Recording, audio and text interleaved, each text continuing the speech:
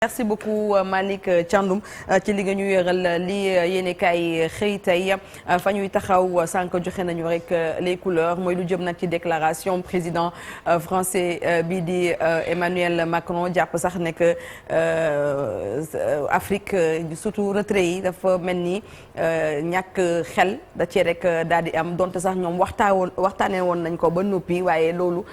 ku ci mel ni premier ministre Ousmane Sonko weddi na ko ba teg ko ci suuf. waaye aussi yenn kilifa yu nekk foofee ca Tchad ndaxte ñaari dëkk yooyu la daal di lim ci mbir mi alors Abdoulaye Cissé jokkor maajo jokkorle bi am ci diggante président bu France ak premier ministre Ousmane Sonko ci wàllum retrait donc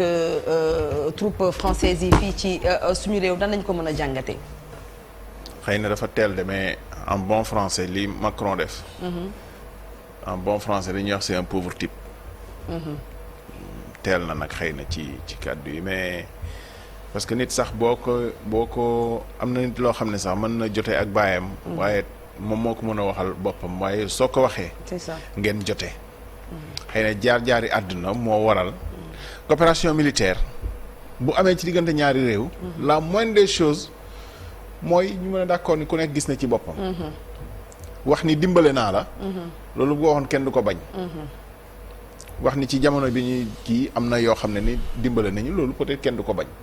mais wax ni bu dul woon man du ngeen dara loolu moom dafa ëpp ci wax te xam nga luy problème bi 2027 la Macron war a dem mais fin de mandat bi ça risque d'être une catastrophe pour la France parce que dina xuloog ñëpp dina ruiner crédibilité France da ngay regretter sax France su général de Gaulle France su François Mitterrand nga xam ne bu dul woon sax li ñuy defal seen dëkk jàmmoo woon nañu ak àdduna ça c'était très important quand même ci pays puissance yu mel noonu waxuma sax puissance coloniale rek même bu dul li nga xam ne dox na diggante pays africains yi ak France daan am kilifa yoo xam ne daan nañu jàmmoo ak àdduna de telle sorte que ñu mën a am benn position mais à ce rythme là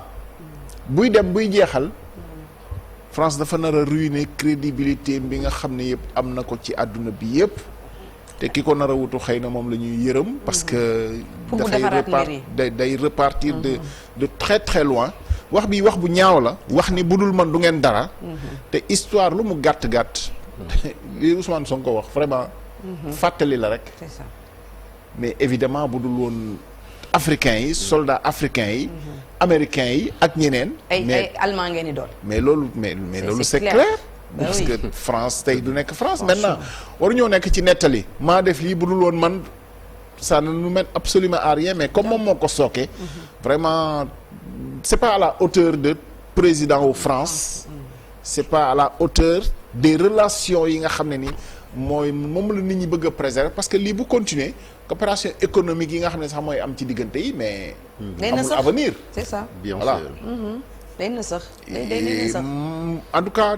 matul président bi nga xam ne nii moom la nekkoon ci mandat bu njëkk. on a eu l'impression que quand il parle il regarde les gens d'en haut. le président français jeexal bu ñaawal am na ay séquences mën nga ne séquence bii. par exemple le cas du Mali loolu lu ñu mën a taxaw la le cas du Mali bi nga xam ne François mu ngi intervenir soo documenté loolu di nga xam ne France su intervenirul woon. jafe-jafe la woon pour Mali. mais c'est pas pour ça que nga leen di wax ni. budul man du ngeen dara. parce que aussi ay soldats maliens. dem nañu dimbale France à un moment boo xam ne nii bu dul woon ñoom. France bii tey du nekk France. c'est ça c'est aussi simple que ça. c'est ça Chérif. non en réalité mooy paternalisme bi ni wax. quoi dafa war a dañ parce que oui li nga wax dëgg la parce que fi mu ko waxee contexte bi mu waxee ay ambassadeur la doon daje te ambassadeur yooyu réew yi mu ciblé sax ña nga fa woon même Mali boobu noonu wax dëgg ñoom je pense que c'est Idriss Déby qui l'avait dit ici mooy forum de Dakar bi noonu amal mu ne bordel bi yéen a ko créé à l'époque Hollande était là fii King Fahd Palace Macky Sall mooy forum de Dakar bi ñu fa doon amal ñoom Cheikh Tidiane Gadio ñoom ñoo fi indi bordel parce que ñoom ñoo faat Kadhafi bi ñu faatee Kadhafi jafe-jafe am ba nga xamante ni armes yi dugg biir Mali mais bu doon Kadhafi nga fa te kan ma faat ko rek procès baa ngi nii démb rek nee nan ka fa nekkoon président Nicolas Sarkozy ñu ngi koy woolu donc c'est normal que ñu demoon du taxaw ji réew mi nga xamante ni moom mooy boobee Mali c'est vrai que Dioncounda Traoré moo fa nekkoon président de transition ñu woo leen jëm ci loolu te relation internationale sax dafa war a am ay code mais dem na ba waxu leen nee na gërëmun ko maanaam merci merci la doona waroon wax merci newoon nee na aussi maanaam réew yi sax ñoom France jëloon na décision bu yàgg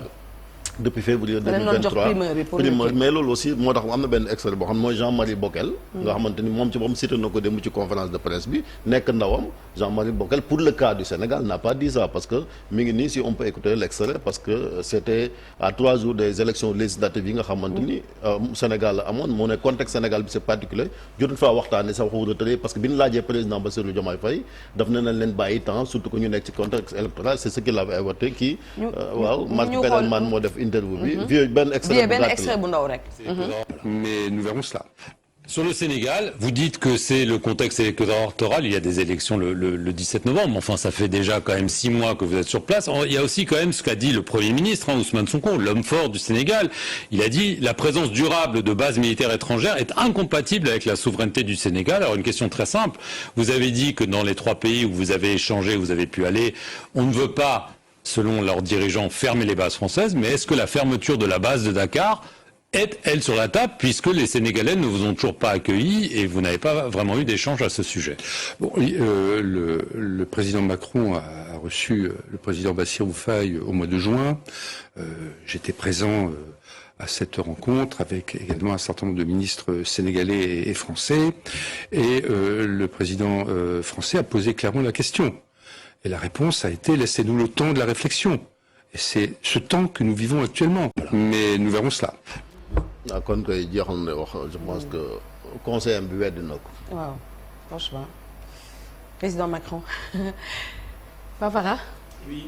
man lu ma ciy jàngat c'est de bonne guerre parce que Macron histoire dina retenir monsieur le premier président français bi nga xam ne mooy tàggoog pays africain yi. d'abord ñett dem nañ ñeneen ñi ñu ngi génn muy Tchad Sénégal mu nar a nekk juróom moom tamit pour mu wone boppam il fallait que mu daal di attaquer mais soo xoolee li nga xam ne moom mooy dëgg xam nga ne premier ministre Ousmane Sonko li mu wax vraiment loolu la xel gi na nangu bu baax a baax ndax ñoom clamé nañ ko haut et fort bi ñuy nekk ci opposition ci lépp waxoon ne suñu ñëwee mënuñoo am état ba pare beneen armée daal di ñëw ci biir mel ni ku leen di contrôler kon Ablaye li mu wax rek wax dëgg yàlla ñaari côté yëpp dimbalante ku ne jàppal ne sa morom parce que li may wax rek kon ci tirailleurs yi jamono ji nga xam ne ñu ngi leen dem feete jamono jee même ay kilifa diine fii ku mel ni Seydi Alaaji Malick Sy taam bu góor fa la des Sidi Ahmed Sy fa la des soldat inconnu la taaw Maam Cheikh Ibrahima Fall ci guerre boobu la des diggante Salonique ak ay Elmas la ñuy wax Serigne Fall Fall ak yeneen doom yoo xam ne dem nañ ngir xeexal France kon wax dëgg yàlla débat bi jaru ko woon fii ni muy wax rek Macron peut-être moom mandat am buy jeex dina nekk loo xam ne lu doy waar ça sera catastrophique digganteem ak Afrique. defante gu metti gi waaye dina xam ne suñu kilifa yi la fiy fekk. waaw suñu kilifa yi la fiy fekk. ndax ñoom ak moom ñoo bokk génération. waaw Ousmane Sonko tontu na ko de. Ousmane Sonko tontu na ko tontu bu nga xamante ni ànd na ak fermeté. te Malick day fàtte Montpellier jeunesse africaine ba dañ fa daje woon. ak Macron boobu la waroon xam ne prémices yi ñëw noonu la lu suñu maam yi nangu woon xale yu mujj yi léegi duñ ko nangu jàng nañ te fekk nañ leen. exactement loolu la tey dirigeants yi nga xam ne moom la ñu am loolu laataa ñuy ñëw au pouvoir la ñu ko commencé wax bi ñu ñëwee au pouvoir ñu. confirmer ko réaffirmer ko par des actes très forts je pense que tey président Macron li nga xam ne moom la wax il a été non seulement arrogant très arrogant maladroit et impoli impolitesse boobu muy wax naan ay on a été poli ba sax ñun dañoo yaru sax ba ñun bàyyi leen ngeen waxal que seen mais sans ñun doo leen dara sans ñun doo leen dara il nous a insulté il a insulté l'Afrique et heureusement que nous avons un premier ministre bu nga xam ne voilà jël na ay matuwaayam tontu ko tontu ba mu ko war a tontu bu nga xamante ni nii fàttali na ko suñuy maam ba ñu demee di leen wallu ñoom ba seeni maam naroon a dugg ci loxo yi ñi nga xam ni moom moo di allemand yi yaakaar naa ni suñu tirailleurs yi barki Dembo Njaay lañ leen di sargal ñoom waa France reconnaître ni massacre bi nga xam ni def nañ ko fii ci Thiaroye ak li nga xamante ni tey histoire bind na ko muy la présence des forces africaines aux côtés des forces françaises jàppale leen ci invasion boobu moom moo nga xam ne moo waroon a am tey jii li nga xam ne moom la wax dafa war a xam ne le Sénégal n'est pas un territoire français d'outre-mer. Nous sommes un pays indépendant et souverain et que tey jii moom Emmanuel Macron amul lenn lu nga xam ni war na ko jël mu ñaaw di ko teg ci deru Afrique te du fi fekk ay moroomam yu koy tontu. xëy na bu njëkk ay mag ñoo fi nekkoon di am lu ñuy maslaak lu ñuy seet mais ñi nga xam ne ñoo fi nekk tey di ñu diriger ay ndaw lañu jàng nañu ay intellectuels lañu ils sont pas complexés. il y a noo xam ni loolu jeex na. ce complexe d'infériorité vis-à-vis de la France c'est fini. France gi nga xamante ni daf ñuy jël di ñu noot di def lu ko neex ci suñu réew loolu jeex na. bu fekkee nag loolu moo ko naqari ba muy wax lu muy wax na xam ne retrait bi day am te bu amee na assumer conséquences yi ñun tamit dinañu assumer conséquences yi parce que lenn lu ci nekk c'est un partenariat gagnant-gagnant bu fi nekkoon xëy na ñoom lañ ciy gagné sax moo ëpp ñun luñ ciy gagné. donc ñun Sénégal wax dëgg yàlla taxawaayu Ousmane Sonko ñu ngi koy rafetlu tontu bi nga ko tontu ñu ngi koy rafetlu et tout le peuple sénégalais doit être solidaire et uni derrière le Premier ministre pour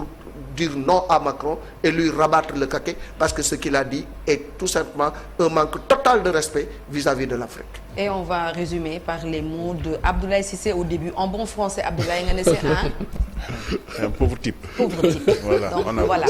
donc noonu la ñuy rek daal di conclure li nga xamante ni moom mooy actu commenté kon troupe yi nañu dem suuf ba ñu occupé ñu jox ñu ko ñu tabax ci ay kër jox ko askan wi. non mais oui parce que ils occupent nos terres donc suñu terres yooyu noonu bu ñu ko joxee ñu def ci ay kër jox askan wi ñu dëkk wala suñu armée ñëw nekk fa ndaxte ay jàmbaar lañu ay nitu valeur ñoom ñoo fa nekk armée bi nag fépp ñun terre mer sous-marin fu nekk ay nitu valeur la ñu def terre yooyu ñu jox leen ko ñoom ñu occupé ko ndaxte ay nitu valeur la ñu merci beaucoup pour actu commenté ñu wéyal émission bi.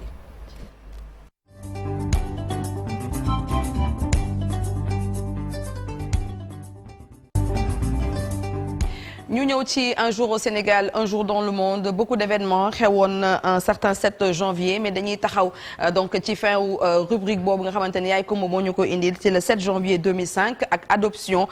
li nga xamante ni moom mooy loi d'amnistie ñu gën ko xam ci loi Ezzan